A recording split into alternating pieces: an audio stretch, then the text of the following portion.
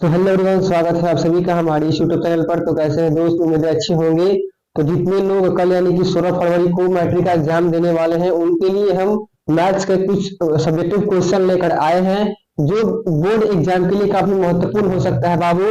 तो क्लास को अंत तक जरूर देखिएगा ताकि आपको बोर्ड एग्जाम में किसी भी प्रकार का दिक्कत ना हो सब्जेक्टिव क्वेश्चन बनाने में। तो चलिए बाबू, हम क्वेश्चन की ओर चलते हैं और जितने भी क्वेश्चन हम आज की क्लास में करने वाले हैं सभी के सभी क्वेश्चन बोर्ड एग्जाम के लिए काफी महत्वपूर्ण है।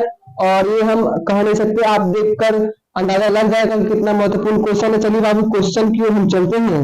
देखिए, पहला जो क्वेश्चन है बाबू, हर चैप्टर से हम क्वेश्चन कराएंगे सब्जेक्टिव टाइप। ठीक है, पहला देखिए क्वेश्चन दिया गया है कि किसी द्विघात बहुपद का शून्यक -2 और -5 है तो द्विघात बहुपद ज्ञात करना है आपको। ठीक है, यानी कि दो शून्यक दिया गया है, एक शून्यक दिया हुआ है -2 और दूसरा जो दिया गया है बाबू वो -5 दिया गया है और इसकी सहायता से आपको द्विघात बहुपद निकालना है। ठीक है, बहुपद ज्ञात करना है। तो आपको मालूम होगा कि सबसे पहले हम जो टर्म दिया गया है उसको लिखते हैं। तो यहाँ लिखेंगे दिया गया है, यानी जो दिया गया है उसको आप लिख दीजिए और जो निकालना है उसको भी लिख दीजिए। तो देखिए, अगर द्विघात बहुपद के कितने शून्यक होते हैं बाबू? दो होते हैं, अल्फा और बीटा। तो दोनों दिया गया है तो काला क्या होगा? अल्फा होगा। तो अल्फा बराबर -2 दिया गया है और बीटा बराबर -5 दिया गया है। और जहां भी द्विघात बहुपद के शून्यक दिया गया हो और उसकी सहायता से द्विघात बहुपद निकालना हो तो उसका सूत्र होता है, क्या होता है बाबू? तो यहाँ आप लिखिए अकॉर्डिंग टू फॉर्मूला। ठीक है, इसका सूत्र होता है x² minus alpha plus beta into x. ठीक है, plus alpha into beta equal to 0। ये सूत्र होता है द्विघात बहुपद निकालने का अगर शून्यक दिया गया हो। तो आप देखिए, अल्फा और बीटा का मान दिया गया है तो उसकी सहायता से आप आसानी पूर्वक निकाल सकते हैं। यानी यहाँ x² हो जाएगा माइनस अल्फा का मान -2 दिया है तो -2 हो जाएगा और यहाँ प्लस, और लेकिन बीटा का मान -5 है तो माइनस और प्लस माइनस हो जाएगा तो यहाँ भी -5। ठीक है, इंटू एक्स हो गया।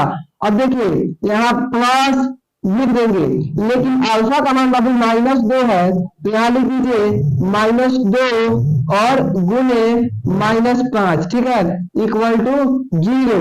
अब देखिए बाबू, x² माइनस -2 -5 क्या हो जाएगा बाबू? -7 और ये माइनस आगे से है तो ये +7x हो गया। अब देखिए यहाँ प्लस है, 5 में 2 से गुना हो जाएगा तो 10 हो जाएगा। तो यहाँ 10 इक्वल टू 0, तो यही क्या हो जाएगा? द्विघात बहुपद हो जाएगा। तो यही इस क्वेश्चन का आंसर हो जाएगा बाबू। हमें उम्मीद है कि आपको क्वेश्चन समझ में आया होगा। हम चलेंगे अगले प्रश्न की ओर। और जो भी क्वेश्चन हम बोर्ड एग्जाम आज से क्लास में करवा रहे हैं सभी के सभी क्वेश्चन बोर्ड एग्जाम के लिए काफी महत्वपूर्ण है, तो अंत तक जरूर देखिएगा। अब देखिए बाबू, क्या क्वेश्चन दिया गया है। क्वेश्चन दिया गया है कि देखिए, क्वेश्चन दिया हुआ है बाबू, किसी तल में दो बिंदु। ठीक है, किसी तल में दो बिंदु, पहला बिंदु जैसे क्वेश्चन दिया 2 नंबर, देखिए बिंदु दिया है 4,6। ठीक है, किसी तल में दो बिंदु 4,6 और दूसरा है 6,8। ठीक है, स्थित है तो उनके बीच की दूरी निकालना है आपको। तो आपको मालूम होगा कि जब निर्देशांक दिया गया हो तो दूरी निकालने का सूत्र क्या होता है, यानी कि x1 y1 x2 y2 का मान दिया गया हो और उसके बीच की दूरी निकालना हो तो उसका सूत्र होता है बाबू, क्या सूत्र होता है? √x2 माइनस x1 का whole square plus y2 minus y1 का होल स्क्वायर। ठीक है, तो वही यहाँ भी क्वेश्चन, इसी क्वेश्चन में उस सूत्र का प्रयोग करना है। तो यहाँ लिखिए दिया गया है। ठीक है बाबू, दिया गया है। हम क्वेश्चन को शॉर्ट फॉर्म में लिख रहे हैं ताकि क्लास में ज्यादा से ज्यादा क्वेश्चन करा पाए। अब देखिए, ये एक बिंदु दिया गया है, यानी ये x1 y1 x2 y2। तो x1 का मान दिया है बाबू कितना? 4 और y1 का मान कितना है बाबू? 6 है। ठीक है, x2 का मान दिया हुआ है 6 और y2 का मान दिया हुआ है 8। ये क्वेश्चन में दिया गया मान है और हमें निकालना है इनके बीच की दूरी। तो जब बीच की दूरी निकालना हो तो सूत्र होता है according to formula under root x2 minus x1 का whole square plus y2 minus y1 का होल स्क्वायर। यानी आपको यहाँ x2 माइनस x2 में से x1 को घटा देना है, फिर उसका स्क्वायर कर देना है। तो चलिए बाबू देखिए x2 का मान कितना है 6 है, तो 6 में से 4 जाएगा तो 2 होगा, तो 2 का स्क्वायर कर देंगे तो हो गया। अब देखिए y2 कितना है 8 है और y1 6 है, तो 8 में से 6 जाएगा यानी कि 2, तो यहाँ भी 2 का स्क्वायर। आपको मालूम होगा कि 2 का स्क्वायर होता है 4 और प्लस इसका भी हो जाएगा 4 यानी कि हो जाएगा 8। अब 8 का वर्गमूल निकालना है तो 8 इसको लिख सकते हैं 4 गुने 2, तो 4 का वर्गमूल होता है 2, इसलिए हो जाएगा 2√2। ठीक है बाबू, यही इसका आंसर हो जाएगा। हमें पूरा उम्मीद है कि ये भी क्वेश्चन आपको समझ में आया होगा। अब हम चलते हैं अगले प्रश्न की ओर। ठीक है बाबू, अब देखिए बाबू तीसरा नंबर प्रश्न दिया गया है कि यदि 3, 8, 13, 18, 28 डॉट डॉट डॉट का 15वां पद आपसे पूछ रहा है, यानी कि ये समांतर श्रेणी का क्वेश्चन है। क्या बाबू क्वेश्चन दिया है 3, 8, 13, 18, 23, ठीक है डॉट डॉट डॉट, और पूछ रहा है कि इसका 15वां पद क्या होगा। यानी कि आपसे 15वां पद पूछ रहा है, तो इस क्वेश्चन में क्या क्या टर्म दिया गया है उसको आपको लिखना पड़ेगा। तो यहाँ हम लिखेंगे दिया गया है, क्या क्वेश्चन में क्या क्या दिया गया बाबू उसको आप नोट कीजिए। तो हमने यहाँ लिख दिया गया है। इस क्वेश्चन में ए का मान दिया है, यानी कि जो पहला पद होता है उसे ए कहते हैं, तो ए बराबर दिया है 3, और डी का मान कैसे निकालेंगे 8 माइनस 3 कितना हो जाएगा 5 हो गया, यानी कि डी का मान 5 है। और निकालना किसका मान है बाबू एन बराबर 15वां, यानी कि 15वां पद निकालना है तो एन बराबर 15 हो गया। अब देखिए बाबू अकॉर्डिंग टू क्वेश्चन आपको निकालना है T50 का मान, तो TL बराबर सूत्र क्या होता है बाबू, ये क्वेश्चन आपसे पूछ रहा है कि T50 का मान क्या होगा। तो आपको मालूम होगा कि TN बराबर होता है A plus N minus 1 into D, यानी ये सूत्र का प्रयोग करके आप कोई भी पद पूछे समांतर श्रेणी का आप आसानी पूर्वक निकाल सकते हैं। केवल आपको ए का मान, बी का मान और एन का मान दिया रहेगा। तो बाबू देखिए यहाँ T50 हो गया एन की जगह बराबर ए का मान कितना है बाबू 3 है, तो यहाँ 3 लिख दिए, प्लस एन का मान कितना है 15, तो 15 माइनस 1 कितना हो जाएगा 14 गुने, और बी का मान कितना है 5 है, तो यहाँ हो जाएगा 5। ठीक है बाबू, तो 3 प्लस 14 25 70 हो गया, तो 3 और 70 कितना हो गया 73 हो गया, यानी कि जो 15वां पद होगा वो 73 होगा। आई होप ये तीनों क्वेश्चन आपको समझ में आया होगा। अगर इससे रिलेटेड क्वेश्चन बोर्ड एग्जाम में आएगा तो हमें पूरा उम्मीद है कि आप क्वेश्चन को बना सकते हैं, क्योंकि हमने हर क्वेश्चन को स्टेप बाय स्टेप फॉर्मूला के साथ आपको समझाया हुआ है। अब हम चलते हैं अगले प्रश्न की ओर बाबू, यानी क्वेश्चन नंबर 4 की ओर। तो चलिए 4 नंबर प्रश्न की ओर चलते हैं बाबू। तो बाबू आप 4 नंबर क्वेश्चन देख सकते हैं। 4 नंबर क्वेश्चन दिया गया है, हमने शॉर्ट फॉर्म में लिखा है क्योंकि बोर्ड काफी छोटा है और इस छोटे बोर्ड पर भी हम ये चाहते हैं कि आपके बोर्ड एग्जाम में कुछ हेल्प कर सके। तो देखिए चौथा जो प्रश्न दिया गया है कि त्रिभुज का क्षेत्रफल निकाले जिसके शीर्ष बाबू दिया गया है, यानी कि x1 y1 x2 y2 x3 y3 का मान इसमें दिया गया है और उसकी सहायता से आपको त्रिभुज का क्षेत्रफल निकालना है। तो उसके लिए आपको सूत्र मालूम होना जरूरी है। तो चलिए बाबू इस क्वेश्चन को हम सॉल्व करते हैं, यानी कि सबसे पहले उस टर्म को लिखेंगे जो दिया गया है। तो आप लिखिए कि दिया गया है इस क्वेश्चन में क्या क्या दिया है बाबू। देखिए x1 का मान कितना है बाबू -5, y1 का मान कितना है बाबू -1, x2 का मान 3 दिया गया है और y2 का मान -5 है, x3 का मान 5 है और y3 का मान 2 है। आपको थोड़ा सा डिस्टर्ब होगा, आवाज बाहर से आ सकता है क्योंकि सरस्वती पूजा का समय चल रहा है और उसमें लोग साउंड बजाते हैं, तो उसके लिए आपको घबराना नहीं है। देखिए इसमें सभी मान दिए गए हैं और उसकी सहायता से आपको त्रिभुज का क्षेत्रफल निकालना है। तो देखिए सभी मान दिए गए हैं, यहाँ लिखेंगे अकॉर्डिंग टू फॉर्मूला त्रिभुज का क्षेत्रफल निकालने का सूत्र होता है बाबू 1/2, ठीक है, और x1 हो गया। अब देखिए y2 minus y3 plus x2, ठीक है, y3 minus y1 plus x3 हो गया y1 माइनस y2, ये हो गया। ये सूत्र होता है त्रिभुज का क्षेत्रफल निकालने का जब निर्देशांक दिए गए हो, शीर्ष दिए गए हो। तो एक ये शीर्ष दिया गया है और उसकी सहायता से आपको त्रिभुज का क्षेत्रफल निकालना है, तो इसमें आप मान पुट करके निकाल सकते हैं। तो 1/2 हो गया बाबू। x1 का मान कितना है, -5 है, और y2 का मान देखिए -5, और y3 का मान बाबू -2, तो यहाँ -2 हो गया, और प्लस x2 का मान 3 दिया गया, 3 हो गया। y3 का मान कितना है, 2 है, माइनस y1 का मान कितना है, वो -1 है, तो माइनस माइनस ये प्लस हो जाएगा। अब देखिए प्लस x3 का मान 5 दिया गया है, इंटू y1 का मान -1 है बाबू, और माइनस y2 का मान देखिए -5 है, तो माइनस माइनस प्लस हो जाएगा, ठीक है बाबू। अब देखिए 1/2 हो गया, -5 हो गए। अब देखिए -5 और -2 कितना हो जाएगा, -7 हो जाएगा, +3 हो गया। अब देखिए 2 + 1 3 हो जाएगा, तो यहाँ 3 लिखिए, प्लस 5 हो गया, और -1 + 5 यहाँ 4 हो जाएगा, ठीक है बाबू। अब देखिए 1/2 हो गया, इसको जब आप मल्टीपल कीजिएगा, गुना कीजिएगा, जब इसका माइनस है तो ये प्लस में कन्वर्ट हो जाएगा, क्योंकि दो ऋणात्मक संख्याओं का गुणनफल हमेशा एक धनात्मक संख्या प्राप्त होता है, आपको मालूम होगा।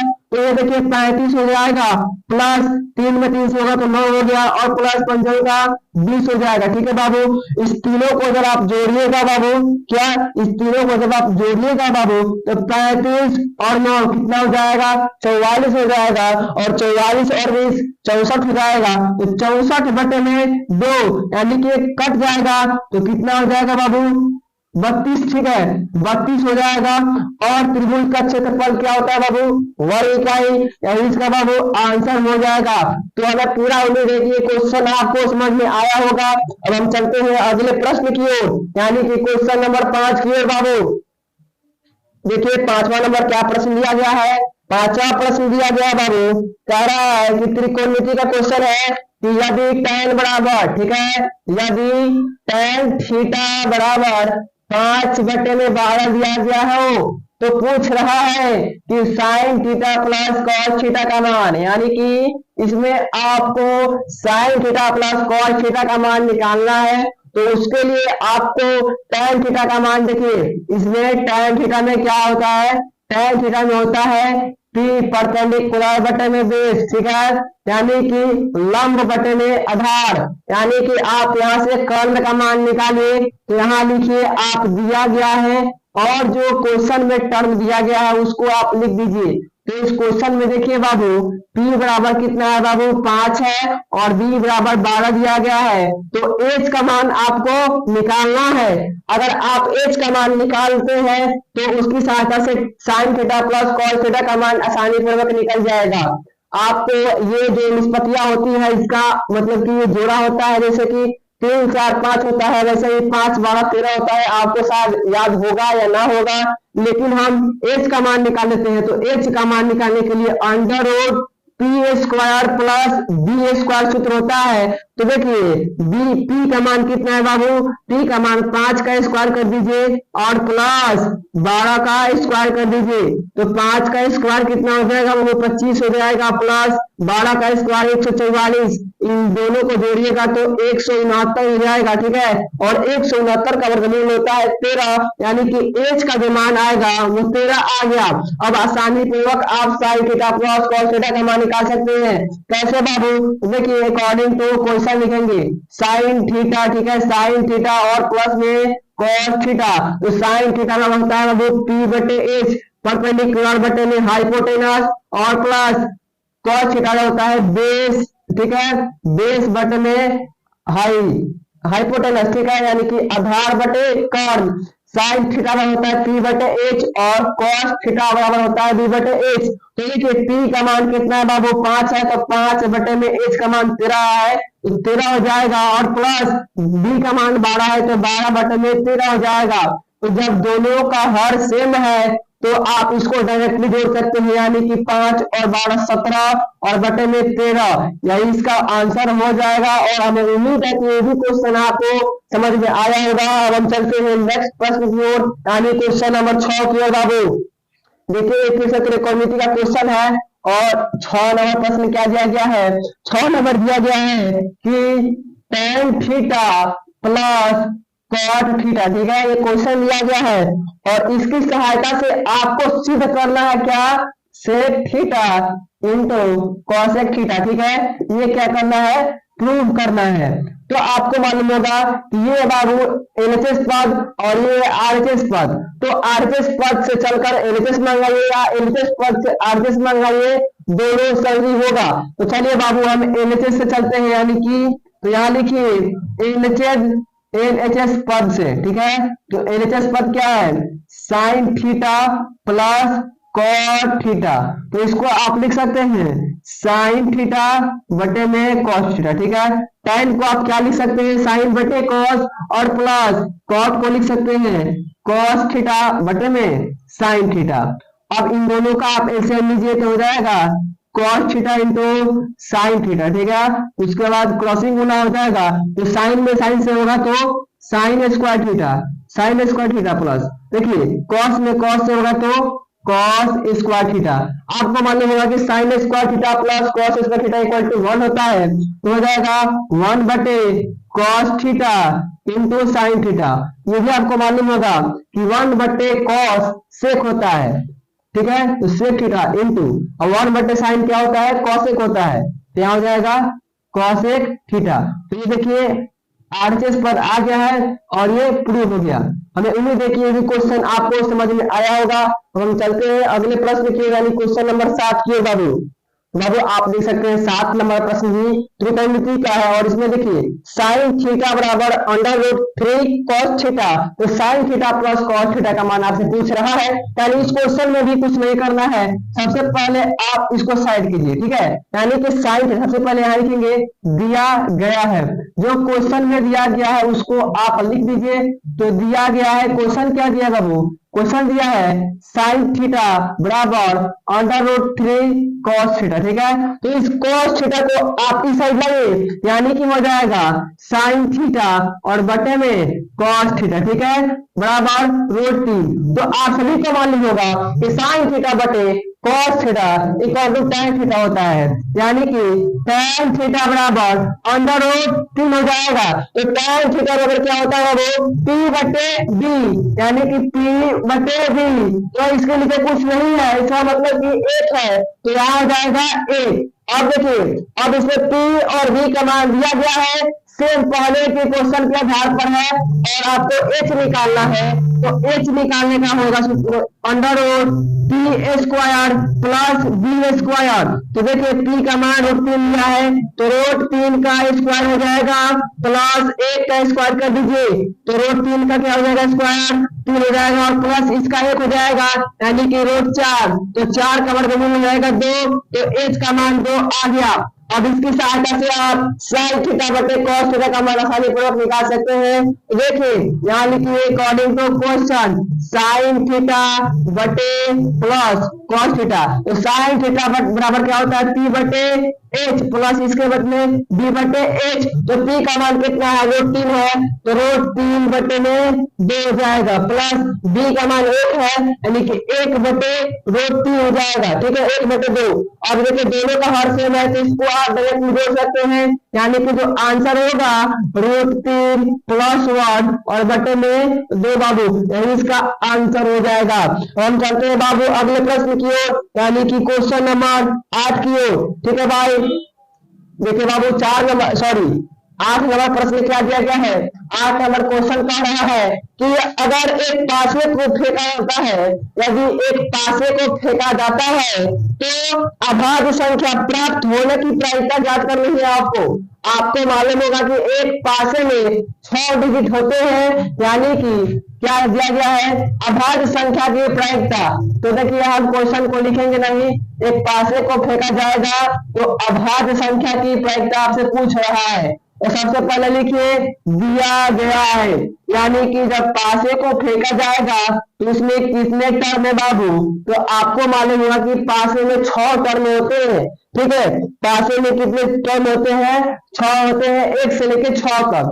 लेकिन देखिए पासे को फेंका देंगे तो कितना आएगा, परिणाम कितना आएगा बाबू, 1 आएगा, 2 आएगा, 3 आएगा, 4 आएगा, 5 आएगा, 6 आएगा, यही 6 में से कोई एक आएगा। ठीक है, तो बाबू आपसे पूछ रहा है कि इसमें से अभाज्य संख्या आने की प्रायिकता क्या होगी, तो सबसे पहले आपको मालूम होगा कि अभाज्य संख्या कितनी है इसमें, तो आपको मालूम होगा कि 2 हो गया, 3 हो गया, 5 हो गया, अभाज्य संख्या है। अभाज्य संख्या यानी कि जो स्वयं से कटेगा और 1 से कटेगा। ठीक है, उसी को क्या कहते हैं, अभाज्य संख्या कहते हैं। तो अभाज्य संख्या की प्रायिकता ज्ञात करना है, तो टोटल पासे को जब फेंकेगा तो परिणाम कितना आएगा, 6, और अभाज्य संख्या कितना है, 3। ठीक है बाबू, तो क्या हो जाएगा बाबू, 3/6 हो जाएगा। ठीक है, 3/6 हो जाएगा, यानी कि 1/2 आंसर आएगा अभाज्य संख्या आने की। तो हमें पूरा उम्मीद है कि ये क्वेश्चन आपको समझ में आया होगा, और अगर ये 8 क्वेश्चन को आप देख कर बोर्ड एग्जाम में जाते हैं तो कहीं ना कहीं आप 15 मार्क्स जरूर ला सकते हैं। और सब्जेक्टिव का क्वेश्चन ऐसे रिलेटेड देगा तो आपसे एक भी नहीं छूटेगा। तो मिलते हैं अगली क्लास में, तब तक के लिए धन्यवाद भाई।